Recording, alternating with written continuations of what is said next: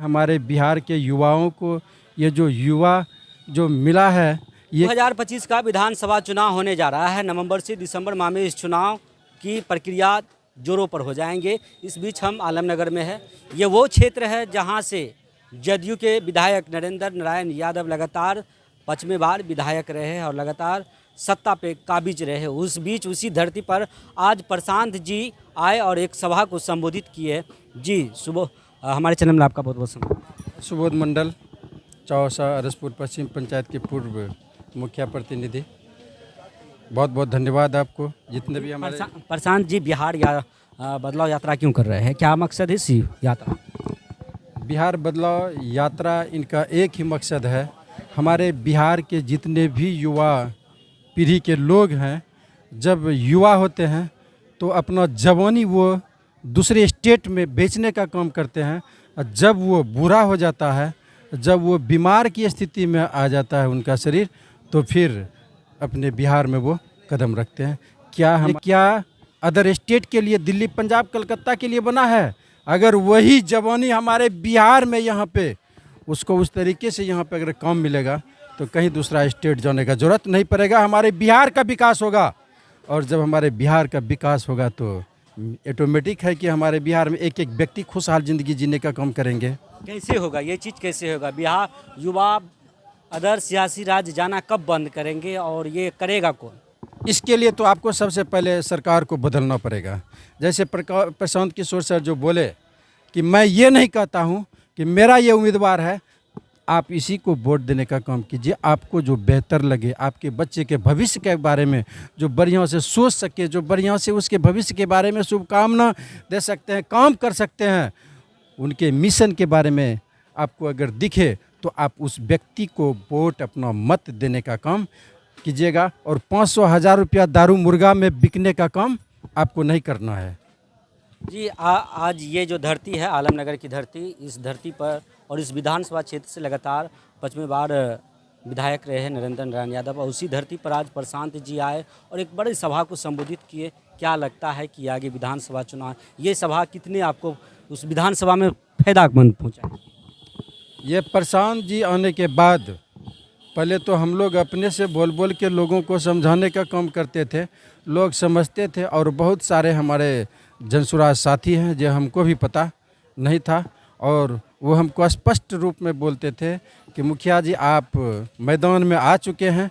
हम लोग असमंजस में थे कि आखिर हम लोग कहाँ पे किसके साथ में जाएं, जब तक कि हमारा कोई नेतृत्व करने वाला, शीर्ष नेतृत्व करने वाला, ढंग का जब तक गाइड करने वाला नहीं होगा तो हम लोग किसके साथ में जाएंगे। हम प्रशांत किशोर जी के साथ हैं, लेकिन यहाँ पे कोई ऐसा हमको कैंडिडेट दिख नहीं रहा था। जिस दिन से आप आए हैं उस दिन से आलमनगर की धरती, आलमनगर की महान जनता, आलमनगर की देवतुल्य जितने भी हमारे लोग हैं, सभी लोग खुशी से झूम उठे और फ़ोन करके हमारे घर पे जाके मिल के बोले बहुत अच्छे समय पर अच्छे जगह पे मुखिया जी आप आए और इस बार यहाँ का बदलाव हो के रहेगा।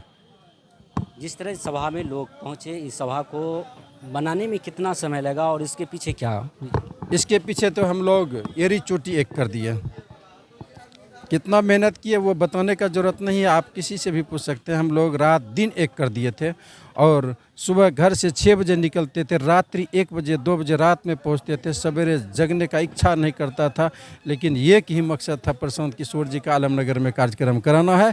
इसके लिए हम लोग इच्छा नहीं होने के बावजूद भी हम लोग चलते रहते थे और लोग बहुत खुश हुए। और इस ऐसे मौसम में बारिश होने के बावजूद भी प्रशांत किशोर जी की बातों को सुनने के लिए लोग पंडाल से इधर उधर विचलित नहीं हुए। पंडाल उजड़ गया लेकिन हमारा लोग उनकी बातों को सुनने के लिए यूं बारिश में ही भी एकदम पड़ा रहा। उनका एक ही सपना था सभी लोगों का। हम देखे बाद में हम कुछ लोगों से मिले तो उन लोगों का कहना हुआ कि मुखिया जी ये प्रशांत किशोर जी का आने के बाद और कहीं का क्या होगा नहीं पता, लेकिन आलमनगर विधानसभा का यहाँ का तो खैर बदलाव हो रहेगा। रिमझिम बारिश हो रही थी, उस बारिश के बीच पब्लिक प्रशांत जी को सुन रहे थे और कहीं न कहीं आनंद भी ले रहे थे और जैसे ही प्रशांत जी पहुँचे तैसे माहौल और गर्म हो गया। जी हाँ, प्रशांत जी आने के बाद सब लोगों में खुशी का ठिकाना नहीं रहा। सभी लोग हमको लगा कि ये सिर्फ पुरुष लोग इसके, हम वहाँ पे जब गए तो देखते हैं कि हम जिन जिन महिलाओं से मिले थे 10 बजे 11 बजे रात में, वो भी अभी वहाँ हमको जाके बोल रही थी कि मुखिया जी कम से कम खाना का व्यवस्था करवा दीजिए। वहाँ से हम छोड़ के आए हैं और कुछ 8-10 लड़का को लगा दिए हैं, बहुत थोड़ा सा अस्त व्यस्त हो गया, इसके लिए हम माफ़ी चाहेंगे। और खाना की व्यवस्था भी करवा दी। जी, खाना का भी व्यवस्था है, चावल और छोले का व्यवस्था करवाए हैं। और जाम भी लग गया था सर, प्रशांत किशोर जी तो इधर से निकल गए। इस भीड़ में सबसे ज़्यादा हमने देखे कि सबसे ज़्यादा महिलाएं थी, पुरुष कम दिखे।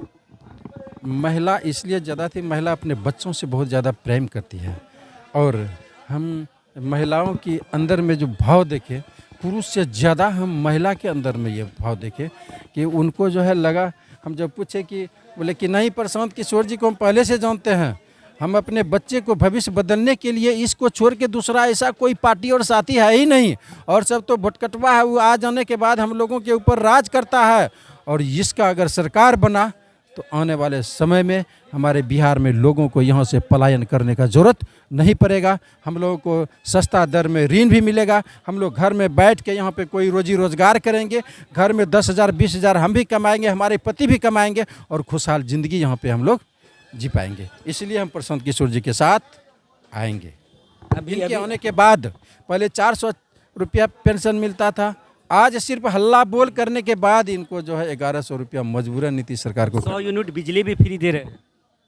जी, कल ही प्रस्ताव पास हुआ।